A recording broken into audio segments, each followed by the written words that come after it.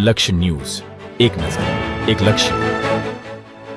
નર્મદા જિલ્લા પંચાયતના પ્રમુખ ભીમસિંહ તડવી અને અન્ય ઈસમ પર હુમલો. મોડી રાત્રે બનેલ ઘટનાને પગલે તિલકવાડા પોલીસ ને નર્મદા એલસીબી ઘટનાની જાણ થતાં જ ઘટના સ્થળે પહોંચી હતી. તિલકવાડા તાલુકાના મોટા ભાવપુરા ટેકરા ગામે જિલ્લા પંચાયત પ્રમુખ લગ્ન પ્રસંગમાં ગયા હતા. લગ્ન પ્રસંગમાં કોઈ કારણોસર યુવાનો વચ્ચે માથાકૂટ થઈ હતી, જેમાં જિલ્લા પંચાયત પ્રમુખ છોડાવવા પડ્યા હતા. પ્રમુખ વચ્ચે પડ્યા તેની રીસ રાખી તેના પર હુમલો કરવામાં આવ્યો. જિલ્લા પંચાયત પ્રમુખને ઈજાગ્રસ્ત થતા ડભોઈ સારવાર અર્થે ખસેડવામાં આવ્યા હતા. જોકે આ ઘટનાની હજુ સુધી પોલીસ ફરિયાદ નોંધાઈ નથી. ફરિયાદ નોંધવાના ચક્રો ગતિમાન. વરરાજાની ગાડીને પણ નુકસાન પહોંચાડવામાં આવ્યું હતું. જિલ્લા પંચાયત પ્રમુખ પર હુમલો કરનાર લોકો એક જ પક્ષના.